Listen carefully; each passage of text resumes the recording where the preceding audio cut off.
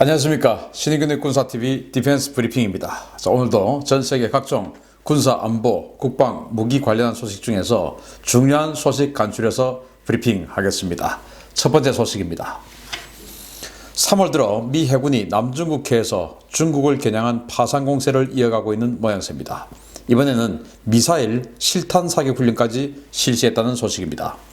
최근 시어도어 루즈벨트 항공모함 타격 전단이 베트남을 방문하고 아메리카 상륙 준비 전단과 함께 남중국해 중국 불법 인공섬 인근에서 대규모 무력 시위를 벌였다는 소식 전해드리고 있는데요. 미군이 3월 들어 남중국해에서 무력 시위의 빈도와 강도를 크게 높여가고 있습니다. 지난주에는 미 해군 전자정찰기 EP-3E가 B-52H 전략폭격기와 함께 남중국해에 진입했었는데요. EP-3E는 홍콩 인근 중국 영공선 30km 인근까지 근접하며 중국군 남부 정부에 비상이 걸리기도 했었습니다. 이 밖에도 미 해군은 이번 주 들어서 이지스 순양함인 샤일로, 이지스 구축함인 베리, LCS, 연안전투함 가비럴 기포즈까지 다수의 전투함을 남중국해에 진입시켜서 중국 인공섬 근처에서 항행의 자유작전과 실탄 사격 훈련 등 고강도 압박을 이어나가고 있습니다. 남중국해에 배치된 이 전력들은 함대공 미사일과 함포 사격은 물론 인근을 항해 중인 아메리카 전단의 F-35B 전투기와 함께 합동 훈련을 실시하는 등 중국이 선포한 영해선과 인공섬 영유권을 완전히 무시하며 이 바다가 중국에 귀속된 것이 아니다 라는 메시지를 던지고 있습니다.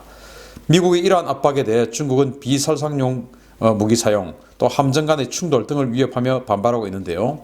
미 해군의 압도적인 무력 앞에 중국이 정말 무력 도발에 나설지 남중국해에서의 군사적 긴장이 높아가고 있습니다. 자, 미 해군이 지금 여기 보이는 샤일로 이지스함이 SM-2 미사일을 쏘고 있죠. 여기 지금 SM-2 미사일이 하늘로 막 솟구치고 있습니다. 이게 사정거리 150km짜리의 함대공 미사일이죠. 그리고 이 인근에는 아메리카 강습 상륙함에서 출격한 F-35B 전투기도 같이 작전을 했다라고 하니까 인근에서 결국 이제 함대 방공 전투 훈련을 한 것이 아니냐라고 생각이 돼요. 그리고 아메리카 강습 상륙 전단은 여기에 이제 최소 12대 이상의 F-35B 전투기를 탑재를 하고 있으니까 뭐 항공모함 같은 역할을 하는 것이죠. 그러면서 이제 항공모함을 에워싸고 있는 샤일로나 이 베리 이런 이지스함들이 아메리카를 엄호하면서 호위하면서 아마 이 함대 방공 전투를 한 것 같습니다. 자, 여기에서 이제 SM-2를 쏘고 아마 F-35B는 또 제공 역할, 그리고 F-35B에서 또 저 수평선 넘어 있는 적의 목표에 대해서 이 SM-2 미사일을 유도하는 역할, 이런 것들을 했을 수도 있습니다. 이런 협동 전투 훈련을 하는 이런 모습들 보면 남중국해에서 중국 니들이 아무리 그래봐야 우리보다 세냐, 이제 이런 것들을 보여주면서, 그리고 이제 그 2주 전에는 베트남의 다낭에 시어도어 루즈벨트 항공모함이 입항을 해서 이제 친선 행사를 했죠. 그러면서 이제 밖으로 나와가지고 필리핀 쪽으로 나왔다가 다시 남중국해를 이제 밖에서 관통해서 지금 오키나와 바깥으로 해서 북쪽으로 북상하고 있어요. 그러니까 이제 한반도 쪽으로 방향으로는 한반도 쪽으로 오고 있는데, 이게 한반도에 들어올지 안 들어올지는 모르겠습니다만은 어쨌든 북상하고 있습니다. 그래서 남중국해에서 한 바퀴 무력 시위를 하고 루즈벨트가, 그리고 이제 동중국해로 오고 있는 것이죠. 그러면서 중국에게 계속적인 무력 시위를 하고 있는 것으로 보는데, 뭐 기왕 여기까지 오는 김에 북한에게도 조금 한번 위협적인 기동을 한번 해주면 어떨까라는 생각도 해봅니다. 아무튼 이 중국이 남중국해, 동중국해에서 자꾸 자기네 바다가 아닌 것을 자기네 바다로 우기는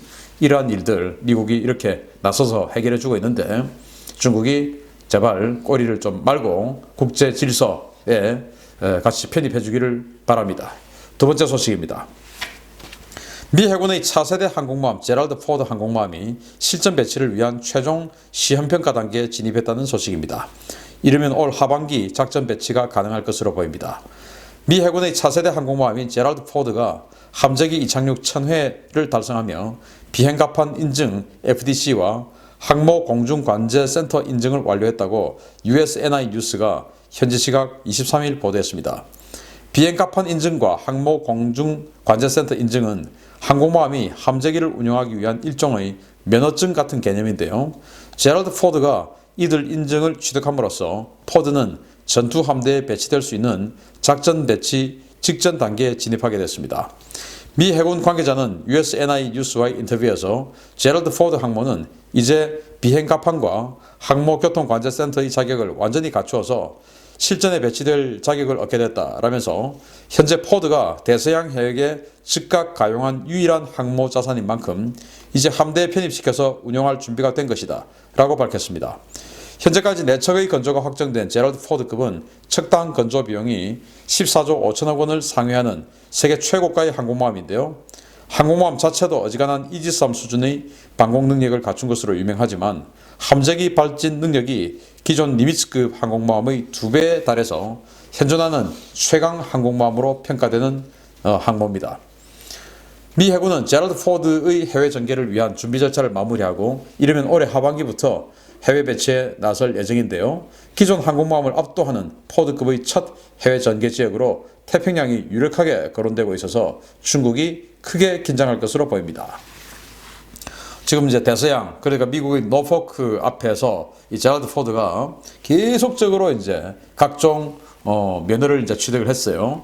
그러면서 1000회에 가까운 전투기 이착륙을 수행을 했다라고 하면서 사실 이 제럴드 포드는 기존 니미츠급 항공모함하고는 완전히 다른 그런 이착륙 체계를 가지고 있죠. 바로 전자식 사출기예요. 기존에는 증기, 그러니까 이 원자로를 통해서 발생되는 이 열을 가지고 데운 이 증기식 사출기였어요. 전투기를 쏘아주는 이 발진 장치가. 그런데 여기는 원자로에서 발생되는 것을 에너지를 가지고 전기를 발생시켜서 그 전기 동력을 가지고 쏘아주는 이런 사출기였어요. 그러다 보니까 이제 덩치도 증기식보다는 더 작아지고 이제 여러 가지 이런 장점이 있었는데 처음 하다 보니까 좀 오류 이런 것들이 많이 있었다고 하네요. 착함 장치인 이 어레스트 와이어도 마찬가지고요. 그래서 그런 것들이 계속 이제 오류를 보여왔는데 이제 그런 것들을 다 잡았다고 합니다. 그래서 이제 완전히 진짜로 작전 배치만 되면 되는데 작전 배치되려고 하면은 컴투엑스나 이제 이런 것들을 해야 되죠. 그래서 함대를 갖다 붙여가지고 그 함대하고 이제 같이 협동작전하는 이런 훈련을 해야 되는데 그러고 나서 이제 들어가서 휴식하고 이제 해외 전개 임무에 나서면 되겠죠. 지금 해외 전개하고 있는 이 항공모함들 보면 해리 S 트루먼이 한 3개월, 4개월 정도 남았어요.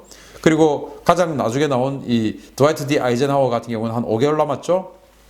그러면은 이 포드 같은 경우에 트루먼하고 교대를 한다면 한 3개월 후에 작전 배치를 할 수 있을 것이고 아이젠하워하고 교대를 한다면 한 5개월 후에 작전 배치를 할 수 있을 텐데 과연 중동으로 갈지 아니면은 그냥 이 무력 시위 겸 어떤 외교 행사를 하러 북해 쪽으로 가서 영국이나 이런 그 나토 쪽으로 갈지 지중해로 갈지 아니면은 우리 한반도가 있는 서태평양으로 올지 지켜볼 일입니다. 세계 최강의 항모 제럴드 포드 저도 가까이서 봤으면 좋겠습니다. 세 번째 소식입니다. 적성국의 방공망을 완전히 무력화시킬 가공할 위력을 가진 미국의 차세대 전자전 장비 NGJ가 개발 시험을 완료했다는 소식입니다. 미 해군이 EA-18G 그라울러에 탑재할 차세대 전자전 제머 NGJ 중대역 파츠의 개발 시험을 완료했다고 제인스가 현지 시각 23일 보도했습니다. 미 해군 항공시스템 사령부는 최근 3개월간 400시간에 걸친 NGJ-MB 시스템의 개발 시험이 성공적으로 수행됐다라면서 이 시스템이 현재 개발 중인 저대역 제머, 고대역 제머와 함께 현재 운영 중인 ALQ-99 제머를 순차적으로 대체할 것이라고 밝혔습니다. 다양해진 적의 방공무기에 효과적으로 대응하기 위해서 고대역, 중대역, 저대역 제머가 각각 따로 개발돼서 하나의 시스템으로 통합되는 NGJ는 현재 그라울러 전자전기가 사용하는 ALQ-99 제머에 비해서 압도적으로 강력한 출력과 제밍 능력을 보유하고 있습니다.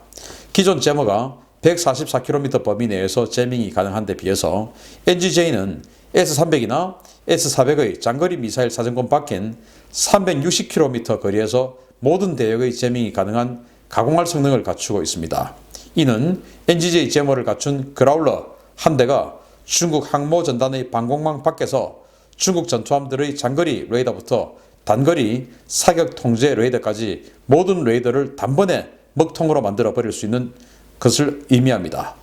이 가공할 제머는 내년부터 미 해군에 대량 배치될 예정입니다. 자, 여기 EA-18G 그라울러가 있고 여기 이제 제머로 보이는 것들이 있어요.